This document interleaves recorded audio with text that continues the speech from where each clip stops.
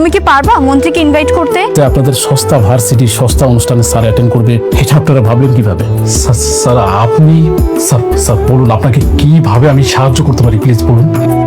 ঋতু, তোর জামাই না শুধু তোর বাসায় কাজ করতো, এখন দেখি গাড়িও চালায়। কিন্তু তুই কি পাগল হয়ে গেছিস? তুই ওকে কেন নিয়ে আসছিস সাথে করে?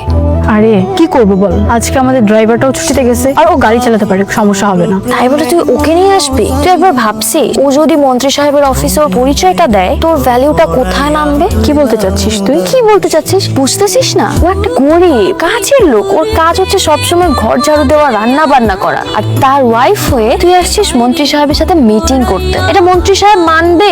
জানতে পারলে আমাদেরকে অফিস থেকে ঘাট ধাক্কা দিয়ে বের করে দেবে। গোলাম এসব কাউকে বলবে না। রাইট গোলাম, কান খুলে শুনে রাখ, ওখানে গিয়ে কারোর সাথে বাড়তি কথা বলবি না। ঠিক আছে ম্যাডাম। এক্সট্রা খাতির জমানোর চেষ্টাও করবি না। আচ্ছা ম্যাডাম। একদম চুপচাপ বসে থাকবি। তোর পরিচয় শুধু তুই একটা ড্রাইভার। ভুলেও নিজের এই পরিচয়টা দিবি না যে তুই ঋতুর হাজবেন্ড। কথাটা যেন মাথায় থাকে। না ম্যাডাম, আমি কারো কিছু বলবো না। আমি তার থেকে বরং গাড়িতেই থাকি, আপনারা জান। হ্যাঁ, সেটাই বেটার। প্রেমে মন মজাইয়া আমি ঘরে বাইরে হ্যাঁ, না কোনো সমস্যা হবে না, আপনি সবকিছু অ্যারেঞ্জ করেন, আমি সবকিছু পরে টাইমটা বলে দিচ্ছি। জি ডাকি। হ্যাঁ বলুন, মন্ত্রী স্যারের সাথে আপনাদের কি কাজ? আসলে আমরা আমাদের ইউনিভার্সিটিতে একটা সায়েন্স ফেয়ার অ্যারেঞ্জ করেছি, তো সেখানে স্টুডেন্ট অ্যাসোসিয়েশনের সবাই চায় মন্ত্রী সাহেব আমাদের প্রধান অতিথি হিসেবে থাকুক, আর সেই জন্যই আমরা স্যারকে ইনভাইট করতে এসেছি। ওনাকে কিন্তু থাকতেই হবে। বিষয়টা আপনারা যেভাবে বলছেন মনে হচ্ছে যেন মামা বাড়ির আড্ডা, বললে সবকিছু হয়ে যাবে। মানে এরকম ছোটখাটো অনুষ্ঠানে আমাদের মন্ত্রী স্যার যায় না, প্লিজ আপনারা আসতে পারেন।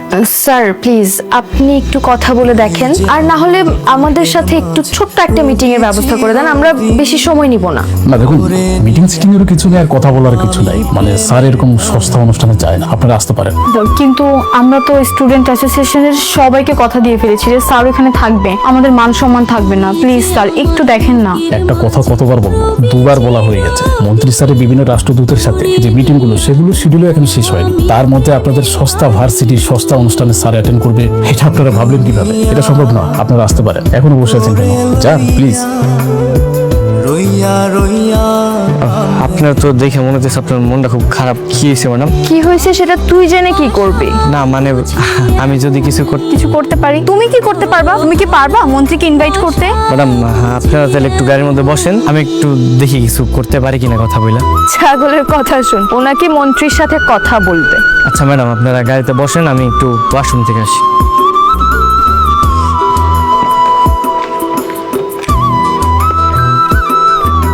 স্যার শুনতে পারছেন?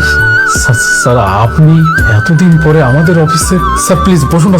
স্যার বসুন। কি খাবেন বলেন? চা, কফি, ঠান্ডা? ঠিক আছে, আমাকে নিয়ে এত ব্যস্ত হতে হবে না প্লিজ। না স্যার, কি বলেন, এতদিন পরে আপনি আমাদের অফিসে আসেন। মন্ত্রী স্যারের মুখ থেকে অনেকবার আপনার কথা শুনেছি, এখনো বলে আপনার কথা। স্যার বলুন, আপনাকে কিভাবে আমি সাহায্য করতে পারি, প্লিজ বলুন। হ্যাঁ, আসলে আমার একটা সাহায্য দরকার ছিল। একটু আগে আপনাদের এখানে কিছু মেয়ে এসেছিল না? হ্যাঁ, দুটো ছাত্র। স্যার ওরা কি আপনার পরিচিত? হ্যাঁ, আমার পরিচিত। মানে ওরা আপনার কথা বলবে না? স্যার আপনি কোনো টেনশন করবেন না। মন্ত্রী স্যারকে যেভাবে হোক বুঝিয়ে পড়িয়ে ওই ইউনিভার্সিটির অনুষ্ঠানে আমি নিয়ে যাবো, এটা আমার দায়িত্ব। স্যার আপনি কোনো টেনশন করবেন না। আরে